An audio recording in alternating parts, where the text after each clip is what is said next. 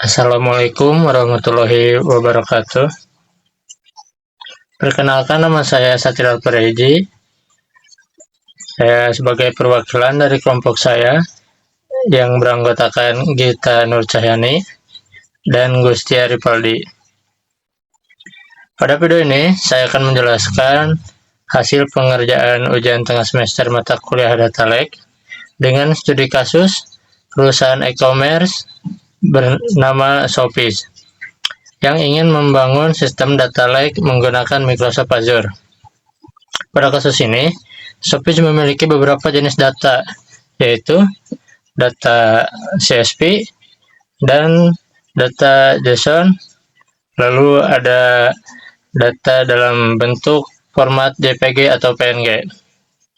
Tujuan dibuatnya sistem ini adalah untuk menyimpan semua data dalam satu tempat terpusat, melakukan analisis perilaku pengguna, dan menghindari terjadinya data swarm atau data yang tidak terorganisir. Baik, langsung saja ke langkah yang pertama yang harus dilakukan adalah kita ke storage akun. Untuk membuat storage akun,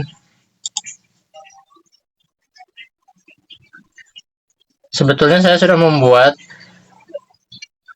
ini storage akun yang sudah saya buat, tapi kita akan membuatnya dari awal. Klik create ini.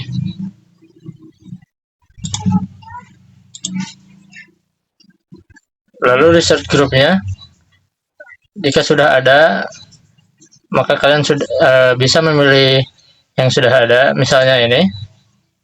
Atau jika belum, kalian juga bisa membuatnya name grupnya. Contoh,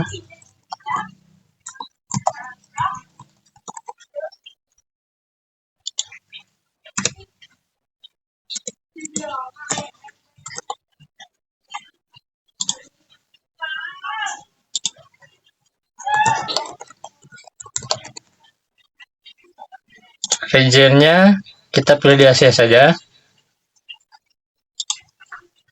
Pada preferred storage type, kita gunakan Azure Blob Storage or Azure Data Lake Storage Gen 2. Performance-nya standar. Lalu redundancy-nya kita pilih locally.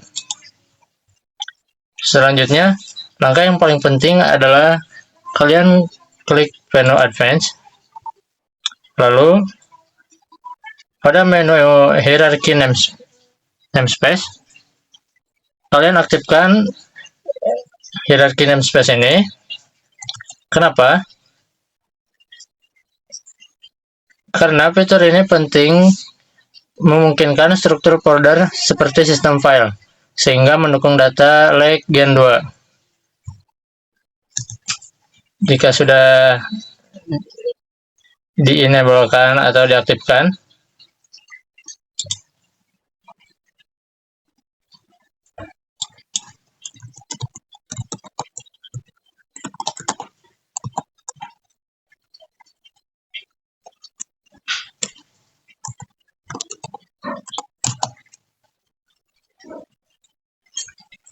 jika sudah, klik pada bagian yang biru ini, review and create. Dan jangan lupa, langkah yang paling pentingnya tadi, hierarchy namespace-nya harus enable. Klik review and create. Storage akunnya sudah dibuat, maka klik storage akunnya, lalu masuk ke menu container, add container. Sebelumnya saya sudah buat, tapi kita contohkan saja bagaimana membuatnya dari awal. Klik ini, misal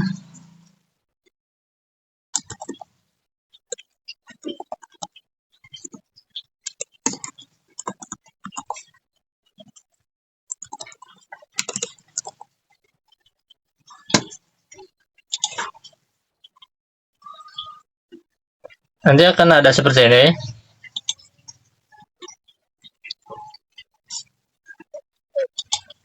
Di sini kita bisa menambahkan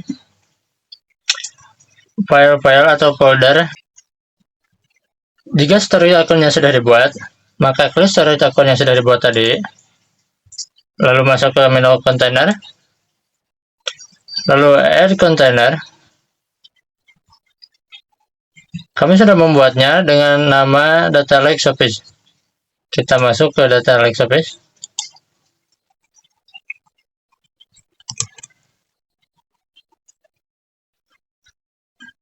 Di dalamnya ada 3 struktur folder utama.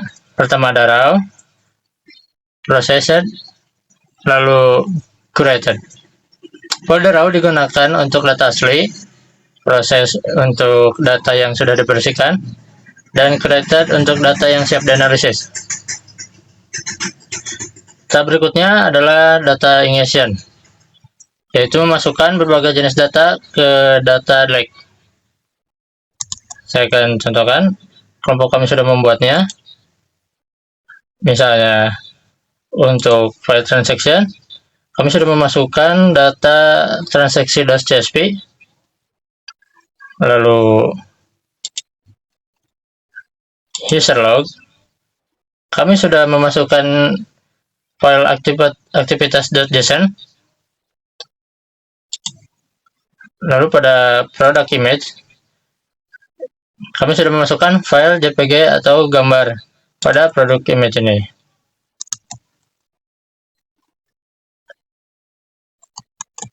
Untuk data clickstream real time, digunakan layanan tambahan untuk seperti Azure Event sebelum disimpan ke data lake.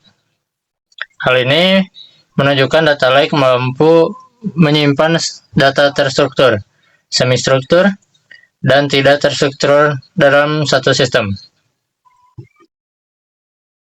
Lalu selanjutnya, agar tidak terjadi benturan atau data yang tidak teratur, atau biasa disebut data swarm, diperlukan pengelolaan data yang baik. Contohnya, kelompok kami membuat subfolder berdasarkan jenis data seperti transaction, lalu ada user log, di dalamnya ada file JSON, transaction di dalamnya ada file CSV, dan product image di dalamnya ada file PNG atau JPG.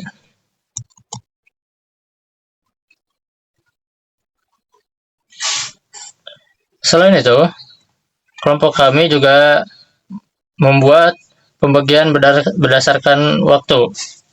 Misalnya, kelompok kami sudah membuat seperti ini. Ini memudahkan pencarian dan pengelolaan data. Jadi, ini itu bisa dibilang naming convention. Ini membantu menghindari duplikasi dan mempermudah identifikasi file. Saya akan menjelaskan bagaimana pencegahan data swarm pada data lake sistem Shopee ini. Pertama, katalog data mendokumentasikan metadata setiap dataset. Lalu kedua, akses kontrol membatasi akses hanya untuk pihak tertentu. 3, life cycle management mengatur data lama agar diarsipkan atau dihapus secara otomatis. Dengan menerapkan semua struktur data lake yang baik, maka proses ingestion yang tepat serta manajemen data yang telah terorganisir, sistem data lake Shopee dapat berjalan dengan efektif dan terhindar dari data swarm. Jadi kelompok kami sudah membuat bagaimana pencegahan data swarm pada sistem data lake di e-commerce Shopee. Mungkin segitu saja yang bisa saya sampaikan. Mohon maaf bila ada salah kata atau kata-kata yang tidak terdengar jelas. Assalamualaikum warahmatullahi wabarakatuh.